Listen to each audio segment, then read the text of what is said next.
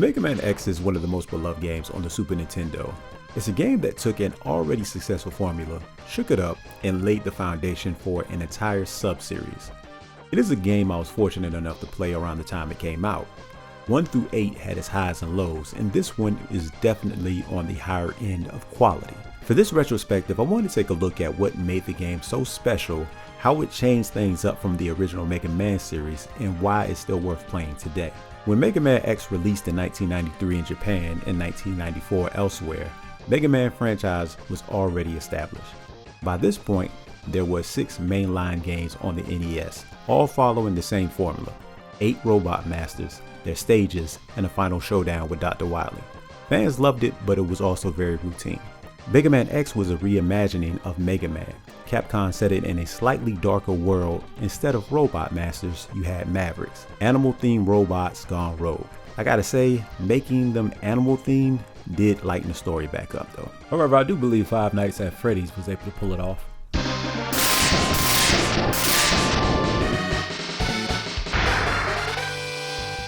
Mega Man himself seemed more lighthearted, except for that one time he was about to take Wily out. Like, he had enough of him. Some of them going to sleep. Fuck God! Now you play as X, a character with more personality, more agility, and more room to grow. One of the biggest shifts from the classic series to X was the sense of movement. You could dash, wall jump, and cling to surfaces. I assume that they made the game feel fresh for returning Mega Man fans. Platforming wasn't just about making precise jumps, it was about exploring vertical spaces, scaling walls, and finding secrets. Speaking of secrets, this is where X really stood out. Mega Man on the NES was straightforward. Mega Man X had hidden upgrades. Dr. Light capsules gave you permanent enhancements. A stronger charge shot, better armor, the dash ability, and being able to crush blocks with the head upgrade. That last one wasn't used nearly enough though, if I'm being honest. The other 3 though, very useful. You also had energy tanks. They filled up when you grabbed energy capsules at full health. Last but not least, you had hearts that increased your health. I would have thought since there were 17 upgrades, every stage would get at least 2, but no. Every stage does have 1 heart. 3 stages get a tank and an armor upgrade. Another 3 has one or the other, and 2 don't have either.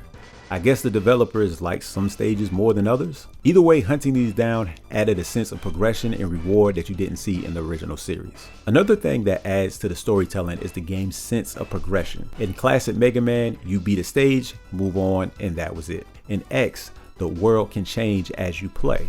If you defeat Storm Eagle, you can see debris from his airship and spark Mandrill's stage. You take down Chill Penguin and Flame Mammoth stage freezes over. Not sure why that would happen story-wise, but it did make the world feel interconnected, like your actions have consequences. The changes to the environment is a subtle but powerful way of telling a story through gameplay, and it made the world feel more alive than almost any platform at the time. The bosses themselves followed the classic Mega Man weakness chain. Every Maverick had a weapon that worked better against another, but the weapons in X felt bigger, flashier, and more impactful than the old series. The story of Mega Man X is simple on the surface, but adds a layer of depth that the old series didn't really touch. You're in a future where Reploids, robots based on X's design, created by the late Dr. Light, live alongside humans, but some go rogue and become Mavericks. This concept of a successor to humanity, inherently capable of free will and thus capable of malice, immediately elevated the narrative stakes beyond the simple good versus evil dynamic of the classic series. Dr. Light in his final message described X as possessing human-level thinking and free will, warning that a massive diagnostic must be completed over decades to ensure he does not become a threat. This established a foundational problem. The hero is the blueprint for the very conflict that he fights. Mavericks aren't just robots with bad programming. They are beings who sometimes choose rebellion, a philosophical shift that introduces themes of societal fear, prejudice, and the inherent dangers of technological evolution. The original game, released in 1993, tapped into the growing cynicism about technology and the future, perfectly capturing the shift in tone prevalent in early 90s action media. It's funny but not funny to see how people can clearly see the dangers of technology and AI, but still will move forward with the things anyway. Not looking good. Like 20XX in Mega Man is like going to be 2035, maybe 2040 in real life. X teams up with Zero to stop Sigma, the big bad who replaced Wily as the reoccurring villain. He's stronger than X at the start, more confident. A lot of fans latched onto him right away, me included, and it's no wonder why Capcom eventually made him the star of his own series. Inafune originally designed Zero to be the new main protagonist, wanting a radical break from the Blue Bombers look, but the executives at Capcom were nervous about such a massive change to their flagship character, so they decided to ask for a design closer to the original. And that's how X was created, essentially as a safer middle ground, allowing Zero to be slipped in as the mysterious, cool side character destined to steal the show later. And of course you have Sigma, the charismatic Maverick leader. Sigma comes across as a true threat. He's a revolutionary, someone who believes that Reploids should rise above humans. His ideology might not be explored in great depth at this game, but it adds weight to his rebellion. He isn't just evil for evil's sake, he's fighting for something, and that makes him a more compelling villain. I like how the game managed to tell this story with just a few cutscenes and a lot of atmosphere. This was a time when story-heavy action games were still rare, so Mega Man X delivers its narrative in a subtle but effective way. Even though I do overall like the storytelling in this game, I think it would have benefited more if they would have had, more dialogue between like the Mavericks and X, so they could share their own point of view on why they decided to join Sigma or just anything. You've changed. Make your point, Arnold. You're boring me. Why are you doing this? 'Cause it's there. That doesn't even make sense. I'm going to go over each stage, so spoilers if you never played this game before, and let me go ahead and get started with the intro stage, which is the highway. You're immediately in the thick of things. Sigma has started his war with humans. You'll face collapsing roads, enemies swooping down, and a mini-boss fight before you reach Ave-O. And then Ave-O shows up in his ride armor, destroys you, picks you up, talking a bunch of smack. Just then you hear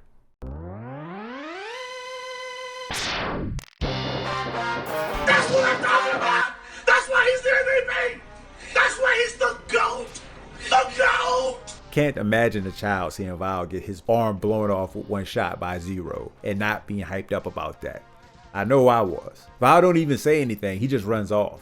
You understand that Zero is on a whole nother level than X is, but he does let X know that he can become as strong as he is, and that was always a motivator to keep playing.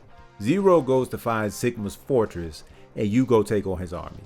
I'll talk about the stages in the order that I would usually take them on. The Japan manual seems to have some backstory on each Maverick and why they decided to join Sigma, so I'll share that as well. Chill Penguin. Most people start here, and for good reason. This stage gives you the dash upgrade, which changes how you play. The stage is snowy, it's got tricky slopes, and it introduces the ride armor. No ice physics though, and I think it's better without it. The music is catchy, but it's a little calmer compared to the other stages, which matches the Frozen vibe. Chill Penguin himself, he's not too tough, he's actually one of the easier Mavericks, but he's meant to be more of a gateway boss. Chill Penguin himself was tasked with operations in sub-zero environments like the South Pole. The problem was life on ice was boring. This stagnation made him an easy target for Sigma's rebellion. Seeing it as a chance to escape his frozen exile and return to civilization as a figure of power, he joined the Maverick cause. He immediately destroyed his commander and escaped to join Sigma's army. As a key part of Sigma's plan, Chill Penguin seized an abandoned factory high in the mountains and began plotting to use the factory systems to trigger a massive avalanches, burying nearby towns in tons of snow.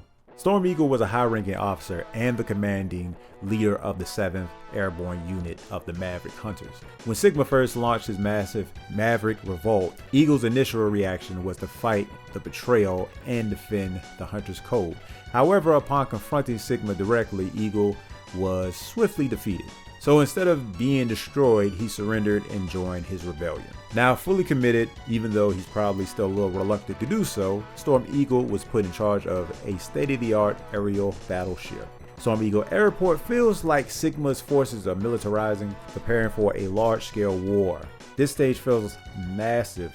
You're on an air base, you're climbing towers, fighting turrets, and eventually riding platforms that carry you into the sky. The music is definitely one of the better tracks, and Storm Eagle himself is memorable, swooping around the screen trying to blow you off the stage with gusts of wind. He is the only boss that actually uses this strategy. This stage also has 3 hidden upgrades if you're willing to explore.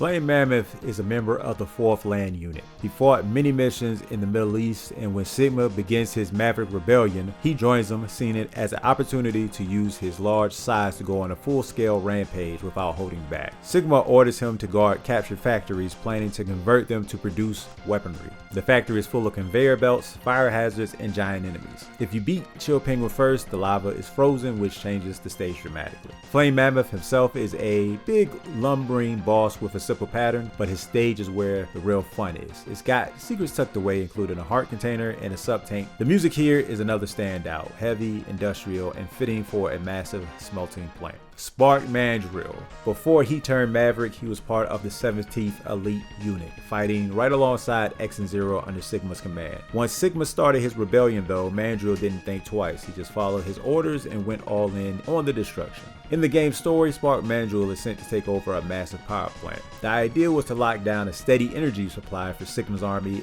and cut electricity to the surrounding cities to cause chaos. With almost no resistance, Mandrill got lazy, leaving a bunch of mechanoid soldiers behind while he hung out at the main generator. This stage is electric chaos. The bright neon colors, buzzing enemies, and those infamous mini-bosses that feel like a real roadblock for new players. The level also changes depending on whether or not you beat Storm Eagle first. If you do, parts of Spark Mandrill's stage lose power. Spark Mandrill himself can be hard or easy. His weakness is the shotgun ice. Without it, he can be tough, especially if you're new. If you have it, then he's probably the easiest person in the game. His stage theme is still one of the most recognizable tracks in the game. Armored Armadillo was designed to fight underground, serving as the leader of the 8th Armored Unit from the Maverick Hunters. When Sigma begins his rebellion, Armadillo follows. Sigma orders him to capture a mine that is a prime source of raw materials needed to manufacture weapons. This stage is fast-paced with mine carts, rolling boulders, and tons of enemies rushing at you. The biggest thing about this stage is the Hadouken Castle, which you can only unlock with a lot of patience, and dying quite a few times on purpose. But even without that, this is one of the better stages to run through. Armadillo himself has a tough defense until you break his armor. Then he becomes a lot easier. You can break through his defenses if you have Spark Mandrill's weapon. A Launch Octopus was a former Maverick hunter from the 6th Naval Unit. Driven by a radical vision, he was one of the first to join Sigma's revolt, aiming to establish a Reploid-only nation. He quickly deployed a powerful fleet of marine mechanoids to blockade critical shipping lanes and assault coastal cities. The water stage, always a staple in platformers, but here actually kind of fun. The stage is filled with underwater enemies, subs, and those giant serpents that feel like mini bosses. The water physics change your mobility, but not too much. Launch Octopus himself is a tricky boss, lots of projectiles, and lots of movement. His stage also affects Sting Chameleons if you beat him first, flooding it. Boomer Kawanger was a Maverick hunter who worked in the 17th Elite Unit under Sigma. Apparently he followed Sigma's rebellion because he thought it would be more interesting. Kawanger takes control of a tower that was supposed to be a symbol of the city's progress. He sits plotting within, sneering at the despair in the city until X comes to stop him. This stage is mainly vertical. You'll spend a lot of time climbing, wall jumping, and dodging enemies that knock you down. It's a real test of your mastery of the movement mechanics. Boomer Kawanger himself is a teleporting nightmare. He disappears and reappears and keeps you on the edge. His weapon, the boomerang cutter, is very useful, not just in combat, but for grabbing items in hard to reach spots. Sting Chameleon was once part of the 9th Special Unit, the Rangers, but he never earned much respect from his peers and was passed over for leadership. When Sigma launched his rebellion, Chameleon saw it as a perfect chance to climb the ranks. He decided to side with Sigma's cause, trading loyalty for ambition and securing a higher place in the new Maverick Order. This jungle stage is one of the most atmospheric in the game, and it even has a little mini boss, a giant robot that guards the armor capsule. Sting Chameleon has a unique gimmick of going invisible during the fight, forcing you to track him by movement patterns. He's a little frustrating if you don't have his weakness, but he's one of the more memorable Mavericks. After all the Mavericks are down, you enter Sigma's fortress. This is where the difficulty spikes. You fight through gauntlets of enemies, rematches with the Mavericks, and some tough platforming challenges. In stage 1, you meet Zero outside of the tower, and you have a little bit of dialogue saying that he'll go inside first to take on the main defense while you sneak in after him. You'll have to do some platforming to get off of the ground and into the tower. Midway through the stage, you'll encounter Ave-O. Zero will show up and say he'll take on Ave-O, but he ends up getting captured. excuse me, what happened to you? You were able to take this dude's ride armor's arm off with one shot. Now you can't beat him? Okay. You're trapped in another ride armor battle, and once again, Val looks unstoppable. Then Zero steps in, sacrificing himself to break open the machine and give X a fighting chance. The first time I saw this, I wanted to beat Val ASAP so I can help Zero. Now I'm like, did you really have to self-destruct? You were on top of the ride armor. You could have just shot that dude in the back of the head. Like, what are you doing? So quick edit here. I just thought of something. The concept of fighting Val twice is you're supposed to be able to gauge how much stronger you have become the first time you fought him versus right now. And that's good, except for the fact that in both situations, you can't beat Val. You know, both times he's in his ride armor and you can't put a dent on him either time. Now, once Val's out of his ride armor, you can beat him. But because Val wasn't outside of his ride armor the first time, you can't accurately gauge how strong you became. And I feel like that's something that they just kind of glossed over. And I glossed over it until right now. So I can't even say anything. But did you think about this when you played this game? Or am I just being nitpicky? You can let me know that too. Another thing about this is whether or not you have the arm upgrade. Zero will say one thing or another. If you have it, Zero will say, I can't believe how strong you became. Another one is you became strong, but you're not strong enough if you don't have the arm upgrade. Anyway, after the cutscene, you continue through the vertical hazards until you reach the actual boss of the stage, Foe Spider, a mechanoid spider that crawls across the cylinder on web lines. Its attack pattern is straightforward. You can see his pattern and where he will land, but you have to figure out quickly. The most annoying thing about this guy is once he actually gets to the ground to where you can actually shoot him, his weak point will only be open for a second. As he goes down in health, he'll start to go faster. So you have less time to figure out where he's going to go, but it's still doable. All in all, it's a good first stage. Stage 2 is all about testing your platforming skills. The level ramps up enemy density with flying mechanoids, laser turrets, and conveyor sections. The stage design forces you to think about momentum and timing. You can't just rush forward because one misstep can cost you the health and actually cost you your life here. There's a few Mavericks that you have to fight over here, but since you have everyone's weakness, it should be easier, especially if you have the Hadouken. The stage culminates with the fight against Rangda Bangda, a wall-like boss with two eyes that shoots projectiles and a central nose that basically just moves around. At first glance, it looks almost immobile, but the attack patterns makes it surprisingly aggressive. You have to keep moving, dodging projectiles, and waiting for the right moment to strike. The biggest problem comes when you have to fight his nose because you have a lot less room to move around. Stage 3 is more Stage 2, more rematches, more platforming, more everything. The boss here is D-Rex, a massive two-part mechanical dinosaur, or at least it's based off one, that moves around across the screen and try to crush anything in its path. D-Rex is deceptively simple in design, but the arena's tightness and the timing required to avoid being crushed make it a tense and stressful fight. You can't just attack recklessly. You need a good understanding of his movement. Stage 4 is a short climb to the final Sigma battle. Sigma sends his dog after you, challenging you to defeat him first before he'll actually take you on. Velgarda is fast, aggressive, and forces you to move constantly. But he's a good warm-up before facing Sigma directly. It's a clever design choice. It primes the player for the intensity to come without being overwhelmingly difficult on its own. After the dog, you face Sigma himself with his iconic lightsaber. This fight is all about speed, strategy, and timing. It's a duel of equals in a sense because Sigma can do same things that you can do like wall jump, but he can also block your attacks. But what he can't be is the Hadouken. Once Sigma is defeated, he transforms into Wolf Sigma, filling the screen. The final phase is chaotic. He has the flamethrower, you got energy blast, you got moving platforms that shoot out lightning. They all force you to master movement simultaneously while attacking his weak point. The scale of the fight perfectly caps the Fortress Gauntlet and gives a true sense of accomplishment once you prevail. You can't talk about Mega Man without mentioning the soundtrack. The Super Nintendo sound chip gave us crunchy guitars, pounding drums, and some of the most energetic stage themes in the series. Spark Mandrill's stage, Storm Eagle's theme, and Armored Armadillo's track are all top tier tracks. One of my favorites has to be Sigma Stage 2. That track is smooth.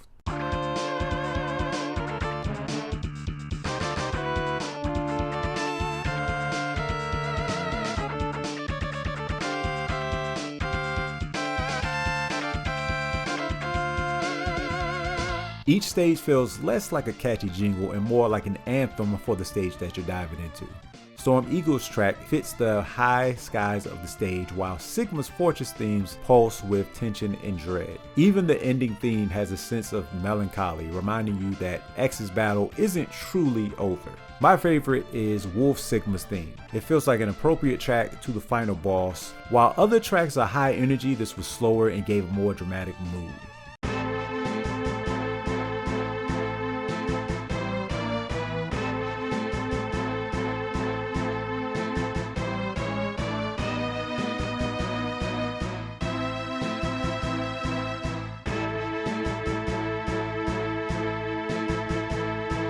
The soundtrack really nailed the mix of high energy action with that futuristic vibe the game was going for. Is there even a bad track in this whole game? Honestly, I would say no. Even the worst one is still decent to me.